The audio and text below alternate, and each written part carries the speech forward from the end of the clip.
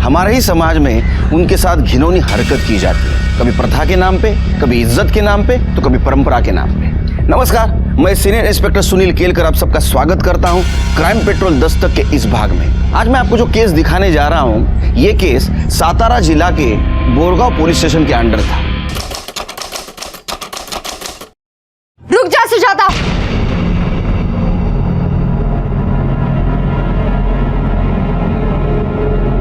ये क्या कर रही है तुम? कुछ नया नहीं कर रही है। सदियों से ये परंपरा है, इस गांव की विधवाओं की शादी कर दी जाती है और ये पुण्य का काम है। भेड़िया भी भेड़ की खाल में छुप कर बैठा होता है। जैसे आप लोगों की ये प्रथा कोई शादी वादी होती नहीं। प्रथा के नाम पर विधवा औरत को बेचा जाता है। क्या गणपत भाऊ, आप तो पहले से शादीशुदा है ना? तो जवान बच्चे हैं आपके। आपने कितने में ये सौदा तय किया? कांचन ताई, जबान संभाल के बात करो। ताई, कंचन ताई, हो जाने दीजिए ना ये शादी। वैसे भी जिंदगी में किसी का सहारा होना तो जरूरी है। और मेरा बच्चा, इसका क्या होगा कंचन ताई? सुजाता, तो इतने दिनों से हमारे एनजीओ में काम कर रही है, तुझे अभी भी कुछ समझ में नहीं आ रहा है? तुझे पता है ना शादी के बाद ये लोग तेरा क्या हाल करेंगे? मैं किसी भी सूरत में ये शादी नहीं होने दूंगी। ये शादी तो होके ही रहेगी। मैं भी देखता हूँ आप ये शादी कैसे रोकती हो। इसका क्या रे कंचन, शहर से वकालत क्या पढ़ के आ गई? तेरे को गांव की रूढ़ी, परंपरा, प्रथा, इससे परेशानी होने लगी क्या? तू जानती है ना, ये सदियों से चलता आ रहा है। ठीक है, अगर आपको गांव की ये प्रथा निभानी है ना, तो निभा लीजिए। अगर गणपत भाऊ को सुजाता के साथ शादी करनी है तो वो करे, लेकिन इन्हें सुजाता को पत्नी का पूरा हक देना पड़ेगा। जमीन का, घर का, जीवन का, और वो भी पूरी कागजी कार्रवाई के साथ। ये क्या पागल हो गई है? देख कांचन, ऐसा कुछ भी नहीं होगा। तो शादी के नाम पर ये शोषण भी नहीं होगा। तो क्या करे? छोड़ जैसी विधवाओं को अपने नसीब पे। देख कांचन, एक विधवा को 10 गिद्ध नोच नोच के खाए, इससे अच्छा कोई एक गिद्ध नोचे उसे। देख कांचन, तू एनजीओ चलाने आई है, एनजीओ चला। गांव के मामलों में दखल मत दे, समझी? गलत मामले में दखल देना काम है मेरा। और हाँ, आप लोग कितने कमीने हैं ना गांव वाले। 6 महीने भी नहीं हुए गुड्डू के बाबा को गुजरे हुए, और सब जानवर की तरह तेरे पीछे लग गए। ताई, कब तक बचाती रहेंगी आप मुझे? कब तक लड़ती रहेंगी पूरे गांव से इस तरह से? सुजाता, ऐसे हिम्मत मत हार। तू जानती है ना, अगर एक बार तू इन भेड़ियों के हाथ लग गई तो ये लोग तेरा क्या हाल करेंगे? मुझे पूछ, ताई जिस जीवन से तुझे बचा रही है ना, वो जीवन में देख चुकी हूँ।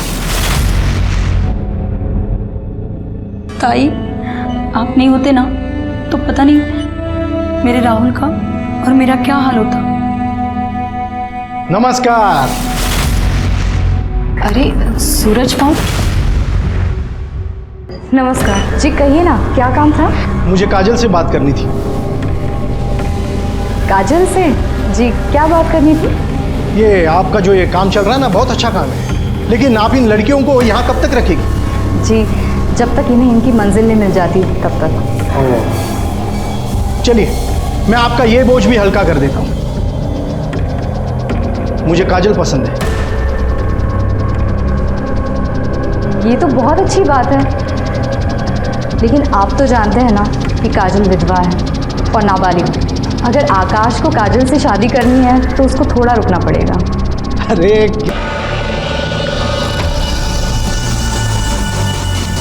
और वो सुजाता बहनी को तो मैं देख ही लूंगा। चलो फटाफट बैठ जाओ।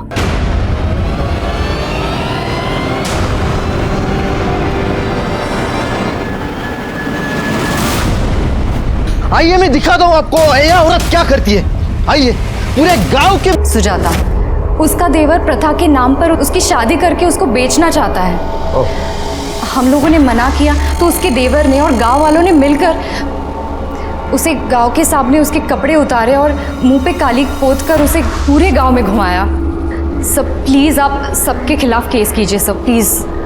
नहीं नहीं, ये लोग प्रथा और रीति रिवाज के नाम पर पता नहीं क्या क्या करते हैं, लेकिन आप परेशान मत होइए, हम सबके खिलाफ कार्रवाई करेंगे, आप इत्मीनान रखिए। आखिर इसको मरवा ही दिया। देखिए आप परेशान मत होइए, ऐसे जानवरों को कैसे सीधा किया जाता है मुझे अच्छी तरह से पता है। सर बे बॉडी को पोस्टमार्टम के लिए भेज दो। वैसे कहाँ रहता है विनोद? सब सुनो तो सब मैंने कुछ नहीं किया सब मेरी बात तो सुन लो सब मैंने कुछ नहीं किया सब। तूने नहीं किया तो किसने किया बे? हाँ, तू सरपंच जी के घर पे बैठेगा तो चुप जाएगा तू? ओ इंस्पेक्टर, इसने कोई मर्डर वर्डर नहीं किया है। अरे भाऊ एक मिनट, वो सुजाता कंचन की वजह से मर गई है। बार बार बोलती थी डीएम को बताऊंगी, धमकी दे रही थी। एक तो अपने पति को छोड़ के आ गई और यहाँ आके पूरे समाज को खराब कर रही है। अब अगर भोला याची बाई को पूनम अपने बच्चे को लेके वो एनजीओ में रहने के लिए गई है। अब इसने पूनम को 1 लाख रुपए देके खरीदा था उसके बाप से। इसका पैसा तो गया। अरे भाऊ मैं समझता हूँ ये सब, लेकिन मर्डर हुआ है ना, कुछ तो करना पड़ेगा। हाँ तो तू ही करेगा ना। देख दुष्यंत, तू अपना आदमी है। ये मेरे छोटे भाई जैसा है। इस मामले को रफा दफा कर ले बस। रफा दफा करना हाँ। तो ले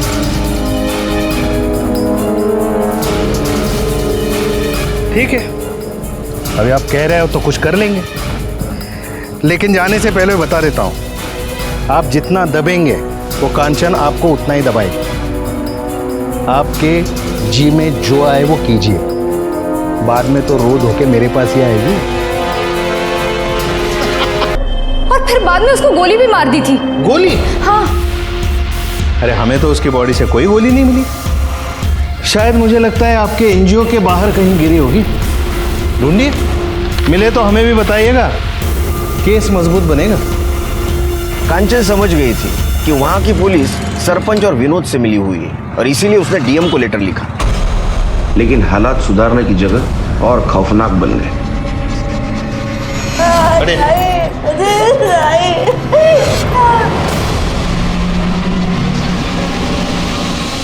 कौन मैडम, इनको हटाओ।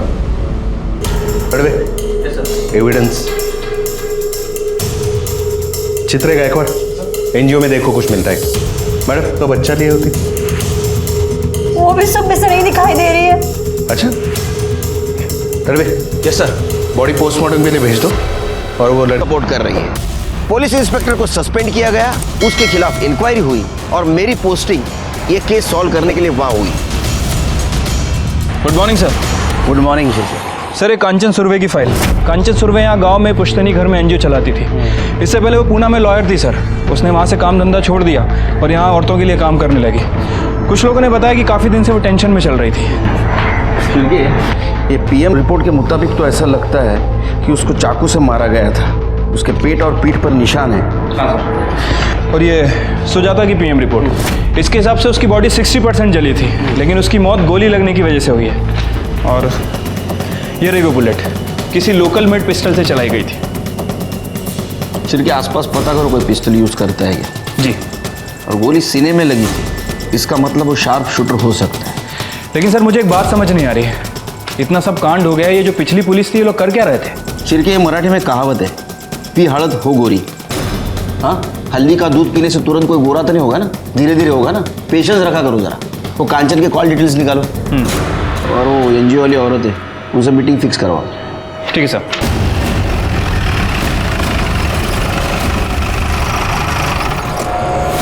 ताई ने कभी गलत के आगे सर नहीं झुकाया। उन्होंने तो अपने पति को भी छोड़ दिया था। ताई ने हमारे लिए बहुत कुछ किया है, हम उनके साथ गलत नहीं कर सकते। जो पिछले अफसर आए थे वो तो हम पर ही शक कर रहे थे। देखो, जिस किसी ने गलत काम किया उसको सजा तो जरूर मिलेगी, इसलिए निर्दोष को डरने की जरूरत नहीं। मुझे इस केस के बारे में तुम्हारी तरफ से सब डिटेल्स चाहिए। सब ताई के तो बहुत दुश्मन थे, लेकिन ये लड़ाई झगड़ा ज़्यादा सुजाता की वजह से के मोबाइल में था। और ताई के मरने के अगले दिन ही कार्तिक भी गायब हो गया। तो कार्तिक उस वक्त यहाँ था? हाँ साहब। ये कार्तिक और काजल का एड्रेस क्या है? कार्तिक का तो कोई नहीं है, वो अनाथ है, यहीं एनजीओ में रहता था। और काजल, उसकी वाई में ही शादी हुई थी और वो रहने वाली अहमदनगर की। दोनों के पास फ़ोन है? जी। नंबर दो। 7493। शिरके, ये विनोद की डिटेल्स निकालो। काजल और कार्तिक का मोबाइल ट्रेस करो एक टीम अपनी अहमदनगर भेज दो। देखो काजल वहाँ गई थी क्या। ठीक है सर।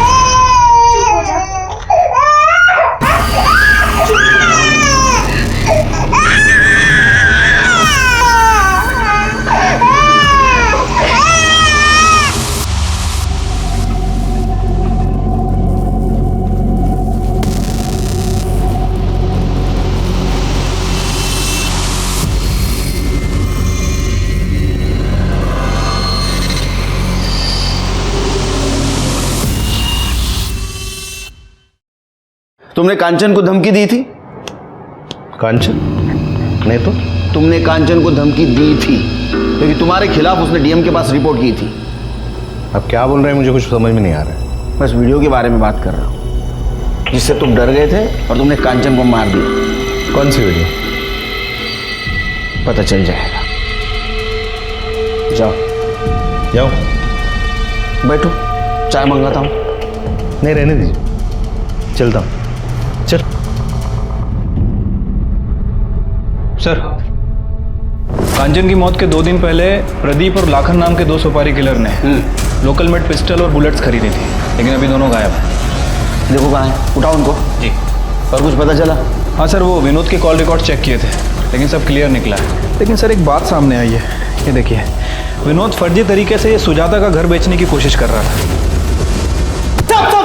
सब सुनो ना साहब, सब माफ कर दो ना साहब। माफ कर दो। पहले तूने सुजाता को बेचने की कोशिश की, वो नहीं मानी, उसको बेइज्जत करके पूरे गांव में घुमाया, बाद में उसको मार दिया। कांचन ने तेरे खिलाफ रिपोर्ट करने की कोशिश की, उसको भी तूने मार दिया, और तेरे को माफ करो? मार। नहीं साहब, नहीं साहब, सब मैं ऐसा क्यों करूंगा साहब? वो तो मेरे भाई की विधवा थी साहब। लेकिन तेरे को तेरे भाई का घर चाहिए था ना? नहीं साहब, वो घर तो सुजाता भाभी का ही था, गुड्डू का है साहब। मैंने सच में कुछ नहीं किया साहब। ये क्या है? ये जाली पेपर क्यों बनाए? जाली पेपर क्यों बनाए घर बेचने के लिए? सब गलती हो गया साहब। लेकिन साहब, ना तो मैंने सुजाता भाभी को मारा है और ना ही कांचन ताई को। वो तो मेरे भाई ने 2 लाख रुपया सरपंच जी से उधार लिए थे, और मेरे भाई के गुजर जाने के बाद भाभी ने कहा कि मैं थोड़े थोड़े करके लौटा दूंगी। लेकिन सब एनजीओ में काम करके 2 लाख रुपया कैसे लौटाएंगे? तभी सरपंच जी ने मुझे कहा कि तुम अपने भाभी को बेच दो, और उसके लिए ग्राहक भी वही लेके आए थे, गणपत करके नाम है उनका। और साहब तभी वो कांचन ताई बीच में आई, और सरपंच जी को बहुत गुस्सा आया, और तभी वो सरपंच ने ही मुझे कहा कि तुम अपने भाभी को नंगा करके गांव में घुमाओ। और तूने उसकी बात मान ली साहब। हाँ? जब मेरा बस चले ना, तेरा पूरे कपड़े निकाल के नंगा करके पूरे गांव में जुलूस निकालूंगा तेरा। इसको छोड़ो मत, इसकी ऐसी मरम्मत करो, कपड़े निकाल के करो इसकी मरम्मत। मार इसको। गलती हो गया साहब, मारो मतलब साहब। गणपत और सरपंच को बुलाओ। तुम लोगों को शर्म नहीं आती? हाँ? एक बेसहारा औरत को ऐसा बेइज्जत करते हो? मुझे तो लगता है कांचन को भी तुम लोगों ने मारा है। देखिए साहब, हमारे गांव के प्रथा के विरुद्ध जो भी जाएगा उसके साथ यही होगा। अरे प्रथा का क्यों नाम ले रहे हैं? हाँ? सच तो बात यह है कि वो सुजाता के पति ने आपसे पैसे लिए थे, और उसकी वापसी के लिए आप सुजाता को इसको बेचना चाहते थे। नहीं, हाँ मतलब उसके पति ने मेरे से पैसे लिए थे, लेकिन हम उसको बेच नहीं रहे थे, उसकी शादी करवा रहे थे। बोलना। और मैं भी उसको अच्छे से ही रखने वाला था। मैंने तो विनोद को पैसे भी दिए थे। अरे साहब, हम लोग इज्जत से उसकी शादी करवाना चाहते थे, लेकिन वो है जो अपने यार के साथ रंग रलियां मनाना चाहती थी। 1 मिनट, कौन यार? वही गोपाल। सुजाता, मैं नहीं जाऊंगा। कौन है? कौन तो? अरे साहब, ये गोपाल शहर में रहता है, पर जब भी गांव आता था अपनी हवस पूरी करता था। अब मेरे गांव में ऐसा नहीं चलने दूंगा मैं। ठीक है साहब, मैंने उस लड़की को नहीं मारा, पर अगर मारा भी होता ना तो मुझे कोई अफसोस नहीं होता। ज्यादा हीरोगिरी मत करो। लड़की को किसने मारा नहीं मारो हम पता करेंगे, समझे? चलो निकलो। हाँ, और एक बात, ये तुम्हारी प्रथा है ना गांव की, ये तो बंद करके रहूंगा मैं।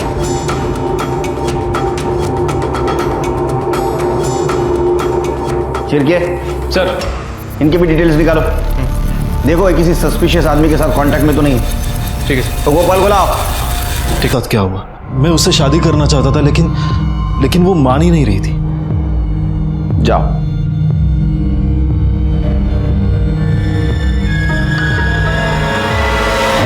ओके, अच्छा से सुन ना, इधर की औरतों की हालत देखेगी ना तो तुझे भी गुस्सा आ जाएगा। अच्छा चल, बाद में फ़ोन करता हूँ। हाँ शिर, क्या है? हाय। नमस्कार वहिनी। हाँ चल चल, ओके बोलो। सर ये कांचन के कॉल डिटेल चेक की सर, इसमें कुछ खास तो मिला नहीं, लेकिन सर एक ऐसा नंबर मिला है जिससे कांचन को अक्सर कॉल आया करते थे, और उस दिन भी कॉल आया था जिस दिन उसकी मौत हुई। किसी मनोहर के नाम रजिस्टर्ड है।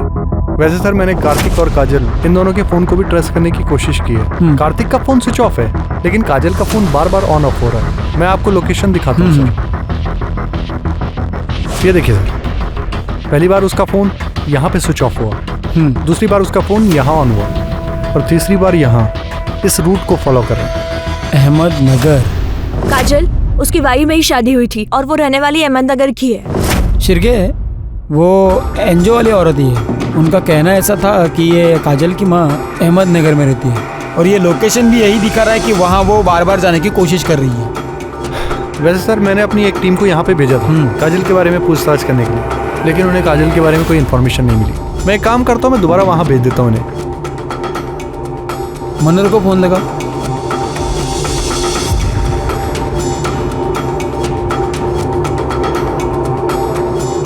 उसका फ़ोन बंद है सर। पता करो कहाँ है वो। ठीक है सर। हेलो। बॉडी को बाहर निकालो, पीएम के लिए भेज दो। शिरके, भोला और विमल पुलिस स्टेशन। ए बस, क्या है रे? छोड़ तो सब। तेरे को बहुत शौक है ना मार्केट करने का। हाँ सब गलती हो गई, सब कुछ नहीं किया मैंने, सब मैंने भी कुछ नहीं किया। तूने कुछ नहीं किया? हाँ, तेरे जैसा कमीना तो कोई देखा नहीं मैंने आज तक। हाँ, तेरी पत्नी थी ना वो? अरे कानूनी ना सही, लेकिन तेरी पत्नी तो थी। जानवर जैसा बर्ताव किया तूने उसके साथ, उसने खुद की जान ले ली। साहब, मैंने वही किया जो हमारे यहाँ प्रथा है। ऐसा?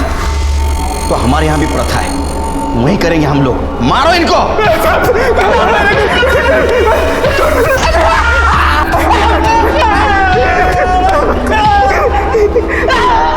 सर उस लड़के का पता, आप लोग वेट करो, जैसे ही वो आ जाएंगे मैं बात करवाता हूँ। वहाँ पे बैठिए। अरे दो,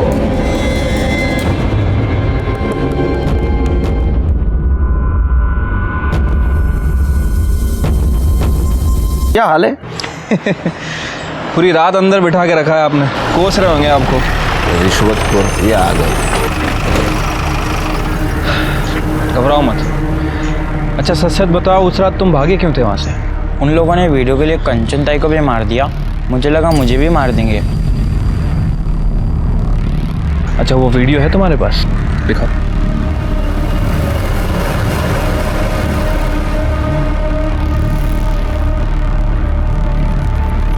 इस मामले को रफा दफा कर ले बस। अभी आप कह रहे हो तो कुछ कर लेंगे।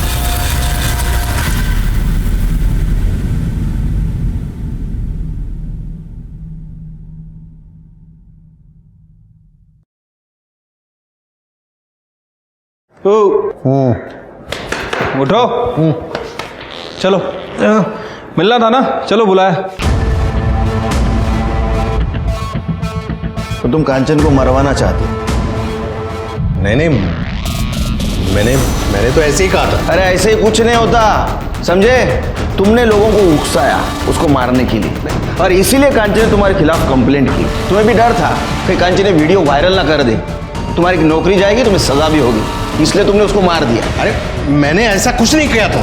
चिरके, तुमने कभी पुलिस वालों का इंट्रोगेशन किया है? अभी तक तो नहीं सर। तो प्रैक्टिस कर लो। अरे सर, अरे नहीं, तुम ऐसा नहीं कर सकते। मैं कुछ भी कर सकता हूँ, तेरे वीडियो भी वायरल कर सकता हूँ। चिरके, चलो। सर ये दोनों बहुत मोटी चमड़ी के हैं, कुछ बोल नहीं रहे। चमारी। सर ये सारे सस्पेक्ट की डिटेल्स है। सर ये मनोहर के कॉल रिकॉर्ड्स तो क्लियर ही लग रहे हैं, लेकिन सर जिस दिन वो लड़की का मर्डर हुआ इसकी लोकेशन गांव की है। सर ये विनोद के कॉल रिकॉर्ड्स में सर कुछ लोग ऐसे हैं जो काजल के रूट को फॉलो कर रहे हैं। ये मनोहर का एड्रेस निकालो। ठीक है सर।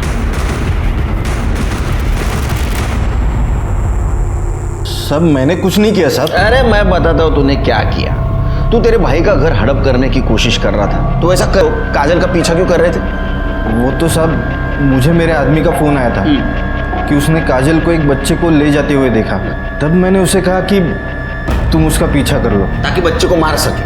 नहीं साहब। घेऊन जा पर पहले। साहब सुनो ना। चल साहब, सच में मैंने कुछ नहीं। चल साहब, मैंने कुछ नहीं किया सर। साहब मैं सच बोल रहा हूँ साहब। सिरगे, इसके आदमी को ट्रेस करो। ठीक है सर, मनोहर का एड्रेस मिल गया। माना ना तेरा।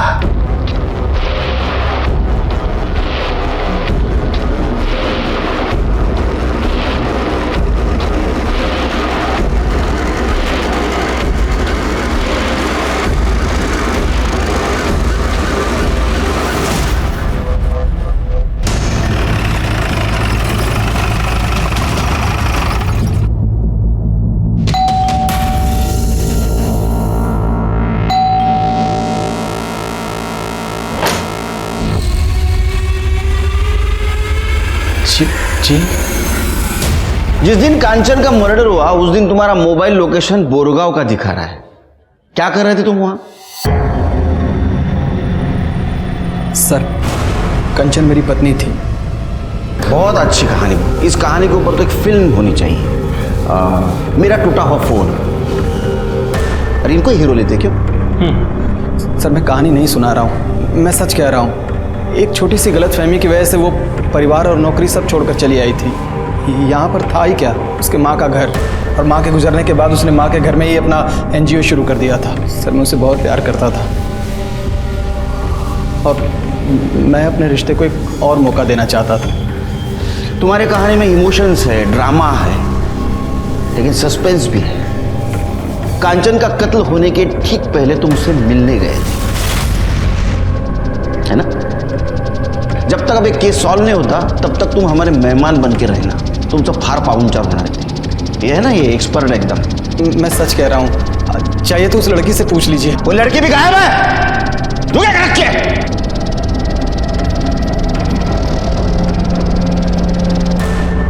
ओ चला है मगनगर।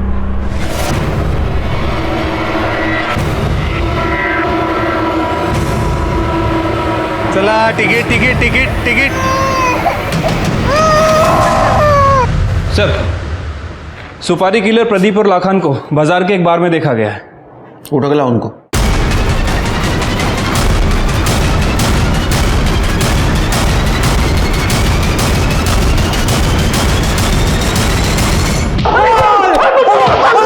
अरे बस रे, चल बता, सुजाता को किसने मारा? सुजाता को किसने मारा? अम्मा।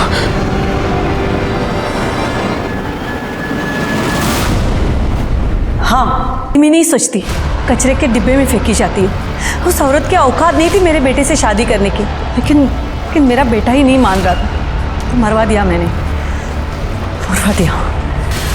गोपाल की माँ को पता था कि एक विधवा का इस गांव में क्या हाल हो सकता है, इसीलिए वो गोपाल की और सुजाता की शादी नहीं होने दे रही थी। ये केस तो सॉल्व हो गया, लेकिन दूसरा केस, उसके बारे में कुछ साफ दिखाई नहीं दे रहा था। लेकिन ऐसे में एक बात पता चली। सर, आपके कहने के मुताबिक मैंने मनोहर की डिटेल निकाली है। सर, पता चला है कि मनोहर अपना घर बेचना चाहता है। एक्चुअली वो घर मनोहर और कांचन इन दोनों के नाम रजिस्टर्ड है। सर, उस रात वो NGO में आया भी था और फिर वहाँ से चला गया। मैंने उसके कॉल रिकॉर्ड भी चेक किए और सर मैंने स्टेशन का CCTV फुटेज भी चेक किया है। मनोहर उस फुटेज में जाते हुए दिख भी रहा है। सर, मैंने मनोहर के कॉल रिकॉर्ड्स को चेक किया है। सर, एक चौंकाने वाली बात पता चली। सर, मनोहर का फ़ोन उसके डेस्टिनेशन से 10 किलोमीटर पहले वाले स्टेशन पर स्विच ऑफ हो जाता है। इसी वजह से मैंने उस स्टेशन की CCTV फुटेज को भी चेक किया। सर, मनोहर स्टेशन की CCTV फुटेज में जाता हुआ दिख रहा है, लेकिन जब 1 घंटे बाद वो वापस स्टेशन पर आता है तब उसकी शर्ट पर खून के निशान थे। दरअसल मैं यहाँ कंचन से पेपर पे साइन करवाने के लिए आया था।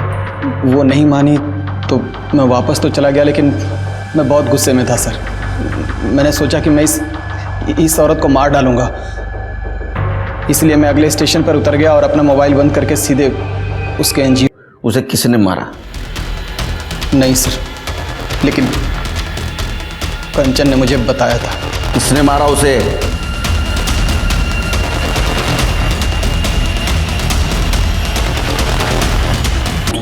मेरा बच्चा भी होने वाला था, फिर एक एक्सीडेंट में मेरा पति मर गया और साथ में बच्चा भी। मुझे शादी करनी थी, मुझे बच्चे चाहिए थे, मुझे पति चाहिए था। तो तुम्हें लगा कांचन के मरने के बाद आकाश तुमसे शादी करेगा? आकाश की शादी हो रही है अगले महीने में। तुमने दो भेड़ियों के कहने में आके अपनी माँ जैसे कांचन ताई को मार दिया, जो तुमसे बहुत प्यार करती थी, तुम्हारी जिंदगी संवारना चाहती थी। एक औरत ही दूसरे औरत का दर्द समझ सकती है, इसलिए एक औरत ने दूसरे औरत का साथ देना चाहिए। लेकिन इस केस में एक औरत ही औरत की दुश्मन थी।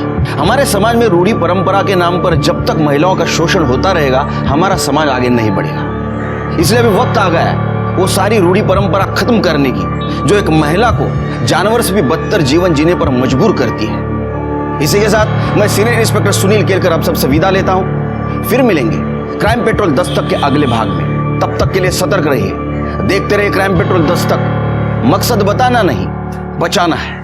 जय हिंद।